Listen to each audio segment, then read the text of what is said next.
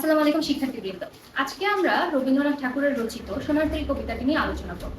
রবীন্দ্রনাথ ঠাকুর আমাদের সাহিত্য জগতের শীর্ষ সাহিত্যিকদের মধ্যে একজন। তার সাহিত্য কর্ম নিয়ে যদি আলোচনা করা যায়, যত আলোচনা করব ততই কম।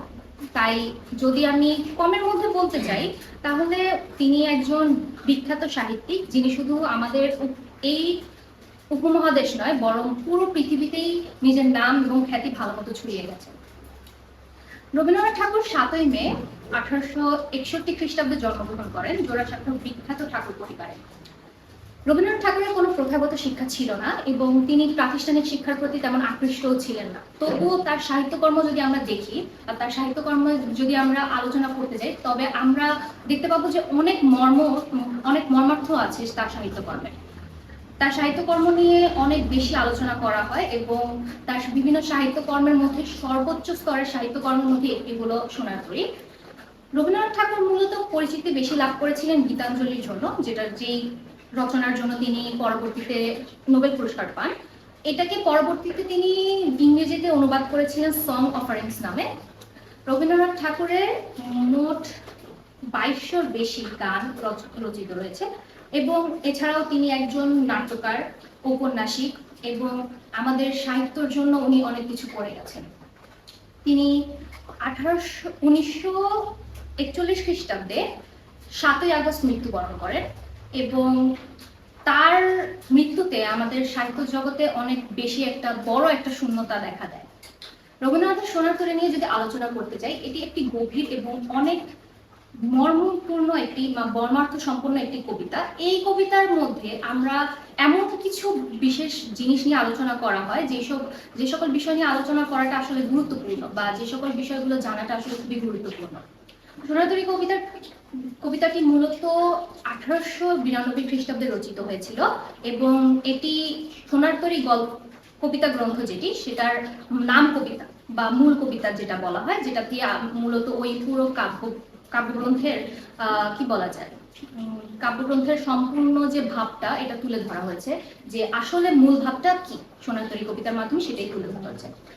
সোনার তরী কবিতায় মূলত মহাকাল কিভাবে মানুষকে বিলীন করে দিল তার সাহিত্যকর্ম বা তার শিল্পকর্মের জন্য বা তার সৃষ্টির জন্য মানুষকে মনে রাখে, সেই জিনিসটাকে তুলে ধরা হয়েছে।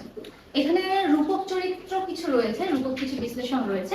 আমরা যদি সেটা আলোচনা করতে চাই, তাহলে আমরা প্রথমেই দেখতে পাবো কৃষককে। কৃষক, যিনি হলো গিয়ে সৃষ্টিশীল সত্তা, তিনি আমাদের মূলত দেখান যে কিভাবে একজন সৃষ্টিশীল সত্তা বা যে কোনো কিছু তৈরি করতে চায়, যে কোনো কিছু সৃষ্টি করতে চায়, কোনো কিছু নতুন উদ্ভাবন করতে চায়, তার ব্যক্তিত্বটা কিভাবে পরবর্তীতে প্রভাবিত পুরো একটা প্রজন্মকে বা পুরো একটা নতুন আসন্ন প্রজন্মকে কিভাবে পরিবর্তন করে বা কিভাবে জিনিসটাকে প্রভাবিত করে। এরপর যদি আমরা মাঝি দেখি, মাঝি হলো মহাকালের প্রতীক। মহাকাল কি, আমরা দেখা যায় যে কাল বা সময় যে জিনিসটা, সেই জিনিসটা আসলে আমাদের সবার জীবনে চিরস্থায়ী এবং এই জিনিসটা কি, আমরা চিরস্থায়ী না, আমরা অস্থায়ী, আমরা থাকি, আমরা মারা যাই, আমরা বিলীন হয়ে যাই, কিন্তু এই মহাকাল জিনিসটা সারা জীবনের জন্য অনিবার্য। যতদিন না পর্যন্ত পৃথিবী ধ্বংস হচ্ছে বা এমন কিছু যদি হয়ও, ততদিন পর্যন্ত এই মহাকাল সত্য। এই মহাকালের গর্ভে আমরা বিলীন হই, কিন্তু কিছু জিনিস থেকে যায়, যে জিনিসগুলো নিয়ে আসলে পরবর্তীতে কবিতাতে অনেক ভালো মতো বিশ্লেষণ করা হয়েছে। এছাড়া রয়েছে সোনার ধান বা ফসল, যেটার প্রতীকী অর্থ মূলত সৃষ্টিকর্ম। একজন সৃষ্টিশীল সত্তা অবশ্যই কিছু না কিছু সৃষ্টি করবে, সে অবশ্যই কিছু না কিছু এমন আমাদেরকে উপহার দেবে যে জিনিসগুলো আসলে আমরা রেখে দিতে বাধ্য, আমরা সেগুলোকে কখনো ছাড়তে পারবো না। এমন অনেক কিছু আছে, এমন অনেক মানুষ আছে যারা আমাদেরকে এমন সব জিনিস বা এমন সব সৃষ্টি দিয়ে গেছেন, এমন সব উদ্ভাবন দিয়ে গেছেন, যেগুলোর জন্য আমরা সারা জীবন তাদের কাছে কৃতজ্ঞ থাকবো। এছাড়া যদি আমরা নদী বা প্রবল স্রোত দেখি, এটা হলো সময়ের স্রোতকে বোঝায়। সময় স্রোত আমাদের জীবনে চলতে থাকে, আমাদের জন্ম থেকে মৃত্যু পর্যন্ত আমাদের সময় স্রোতের মধ্যে দিয়ে যায়। আমাদের এক এক সময় আমরা এক এক রকমের জীবন যাপন করি, আমাদের জীবনের এক এক রকমের পরিবর্তন আসে, সেই বিষয়গুলো মূলত সময় স্রোত বা নদীর প্রবল স্রোতের বিষয়গুলো থাকে। এছাড়া রয়েছে সোনার তরী বা সৃষ্টিকর্মের ধারক। সোনার তরীটাই হলো মূলত আমরা বা যারা সৃষ্টিশীল সত্তা, তারা যা সৃষ্টি করছে, তারা যা উদ্ভাবন করছে, তারা যা আমাদেরকে দিয়ে যাচ্ছে, সেটার ধারক। সেটাকে তারা ধরে রাখবে এবং পরবর্তী প্রজন্মে, এক প্রজন্ম থেকে অন্য আরো অনেক প্রজন্মে নিয়ে যাবে। আমাদেরকে ওই সব মানুষের কথা মনে করিয়ে দিবে যারা আমাদের জন্য কিছু একটা করে গেছে, যা আমাদের জীবনে অনেক প্রভাব ফেলে, যা আমাদের জীবনের জন্য অনেক প্রয়োজনীয় ছিল। যদি আমি কবিতাটির বর্ণনা দিতে যাই, তাহলে কবিতাটি আসলে খুবই পড়লে অনেক সাধারণ কবিতা মনে হয়। যেমন প্রথমে দেখা যায় কি, একজন বর্ষাকালে একজন কৃষক এক নদীর পাড়ে এক চরে তার ফসল নিয়ে অপেক্ষা করছেন। তিনি ধান, সব সোনার ধান কেটে শেষ করেছেন। সেই ধানগুলোকে পরবর্তী পাড়ে মানে ওই পাড়ে পৌঁছে দেওয়াটা তার জন্য গুরুত্বপূর্ণ।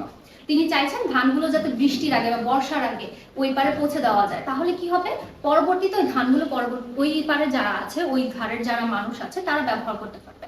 না হলে কি হবে, না হলে এই যে কি বলা যায়, সময়ের সাথে বা বর্ষার কারণে এই যে সোনার ফসল সে ফলিয়েছে, এই ফসলগুলো ব্যর্থ হয়ে যাবে, এই ফসলগুলো কারো উপকারে আসবে না। তখন তিনি যখন চিন্তিত ছিলেন যে এমন ক্ষুরধারা নদী, ক্ষুরধারা বলতে অনেক প্রবল স্রোত নদীতে, এই স্রোতের সাথে টিকে থাকা, এই স্রোতের সাথে টিকে নৌকা চালিয়ে বা যে কোনো ভাবে ওই পারে পৌঁছানোটা কঠিন।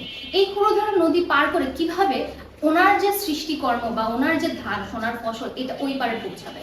তখন তিনি কিছুক্ষণ মানে আকাশের কালো মেঘের দিকে তাকে ভাবতে ভাবতে খেয়াল করে যে এক মাঝি গান গাইতে গাইতে এইদিকে আসছে, তার চরের কাছে আসছে। তখন তিনি মাঝিকে ডাক দিয়ে বলে যে যেন মাঝি তার যে সোনার ফসল আছে সেই ফসলটা অন্তত পক্ষে যেন নিয়ে যায়, যে তাকে না নিক বা না নিক, তার সে সাথে যেতে পারুক বা না পারুক, তার যে সৃষ্টিকর্মটা আছে সেটা যেন অন্য পারে পৌঁছাতে পারে। এই পরবর্তীতে দেখা যায় মাঝি ওই সোনার ফসলগুলোকে নৌকায় তোলে, কিন্তু নৌকাটা ডিঙি নৌকা, মানে অর্থাৎ অনেক ছোট নৌকা, যেই নৌকাতে ফসলেই পরিপূর্ণ হয়ে যায়। পরে মাঝির জন্য মানে কৃষকের জন্য আর কোনো জায়গা থাকে না। মাঝি পরে জানায় যে সে ফসল নিয়ে যেতে পারবে, কিন্তু কৃষককে এই পারে একাই থেকে যেতে হবে। কৃষক পরবর্তীতে এই পারে দাঁড়িয়ে দেখতে থাকে কিভাবে মাঝি তার সৃষ্টিকর্মকে ওই পারে নিয়ে যাচ্ছে, যেখানে সে এখানে এই পারে অর্থাৎ চরে একা একাই থেকে যাচ্ছে। তাহলে এই কবিতাটি থেকে আসলে আমরা কি শিখতে পারি, বা এই কবিতাটি আসলে মূল ভাব কি? কবিতায় যখন দেখা যায় যে কি জানি কৃষক যে আছে তিনি যখন বলেন যে আমার ধান যেন ওই পাশে পৌঁছায় বা ওই পারে পৌঁছায়, এটা দ্বারা তিনি মূলত চাইছেন, কৃষক যে বা সৃষ্টিশীল সত্তা যে, সে চাইছে তার যে উদ্ভাবন, তার যে সৃষ্টি, এটা যেন কোনোভাবে যে কোনোভাবে হোক ওই পারে পৌঁছায়, মানে অন্য প্রজন্মের মানুষের কাছে পৌঁছায়, তারা যেন ওইটা থেকে লাভবান হতে পারে, তারা যেন ওই জিনিসটা জানতে পারে, তারা যেন ওই জিনিসটা ব্যবহার করতে পারে। এই জিনিসগুলো আসলে বোঝায়। তাহলে মূলত কৃষক একজন সৃষ্টিশীল সত্তা যিনি চাইছেন তার সৃষ্টিকর্ম হোক সেটা সাহিত্য, কোনো উদ্ভাবন, যেমন কোনো শিল্পকর্ম, কোনো এমন কিছু যেটা আমাদের জীবনে কাজে লাগবে। যেমন আমরা যদি বিভিন্ন বিজ্ঞানীদের উদ্ভাবন সম্পর্কে দেখতে যাই, ওগুলোও কিন্তু আমাদের জন্য একটা সোনার ফসলের মতো। কারণ এখন যদি আমি বলি আমাদের ইলেকট্রিসিটি বা লাইটস বা হলো গিয়ে কি জানি কম্পিউটার বলা যায়, বা যে এরকম ধরনের যা যা আছে, এই সব কিছু কিন্তু আমাদের সৃষ্টিকর্ম। এই সৃষ্টিকর্মগুলো কিন্তু আমাদের কৃষকরা বা আমাদের যে সৃষ্টিশীল সত্তারা তারা আমাদেরকে দিয়ে গেছেন। এই জিনিসগুলো কিন্তু তারা সবসময় চেয়েছেন পরবর্তী প্রজন্মের কাছে যেন পৌঁছায়।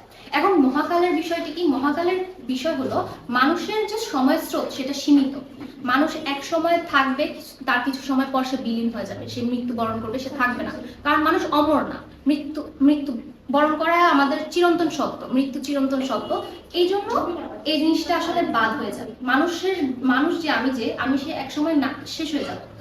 কিন্তু আমার যে সৃষ্টিকর্ম, ওই সৃষ্টিকর্ম আমার নামটাকে আমাকে বাঁচিয়ে রাখবে, আমাকে পরবর্তী প্রজন্মের কাছে পরিচিত করে রাখবে, আমাকে পরবর্তী প্রজন্মের কাছে মনে করিয়ে রাখবে যে আমি জীবিত ছিলাম, একসময় আমি ছিলাম, আমাকে সম্পূর্ণ বিলীন হয়ে যাওয়া থেকে রক্ষা করবে।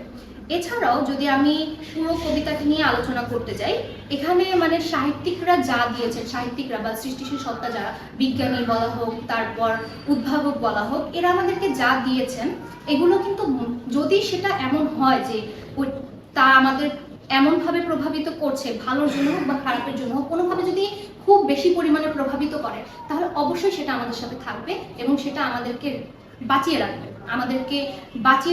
মানে আমাদের সাথে পরিচিত হবে যে আমরা এই জিনিসটার সাথে ছিলাম বা এই জিনিসটা কেউ একজন আমাদেরকে দিয়ে গেছেন, এই জিনিসটা আমরা মনে রাখবো।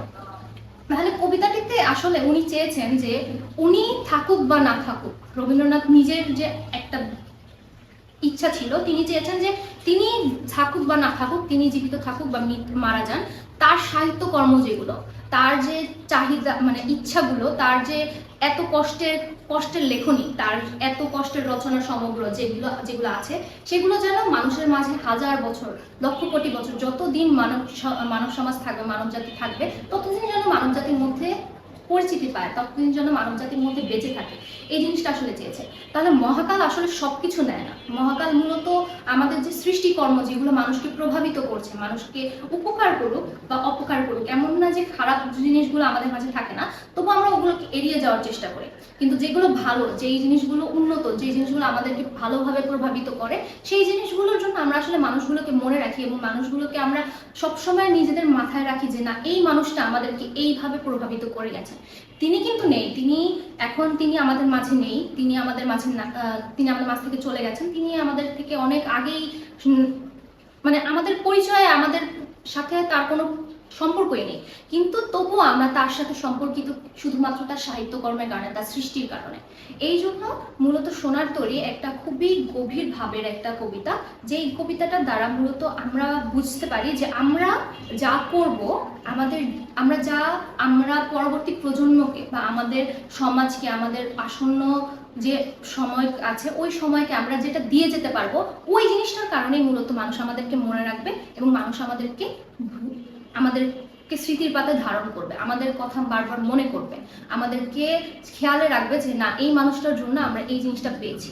তাহলে মূলত তিনি তার সৃষ্টিকর্মের মাধ্যমে অমরত্ব লাভ করেছেন, যদিও তিনি মৃত্যুবরণ করেছেন, যদিও তিনি মারা গেছেন, যদিও তিনি এখন আমাদের মাঝে নেই, কিন্তু তবুও তার সৃষ্টিকর্ম তাকে অমর করে রেখেছে, আমাদের কাছে তাকে পরিচিত করেছে, আমাদের কাছে তাকে জীবিত করে রেখেছে শুধুমাত্র তার সৃষ্টিকর্মের কারণে।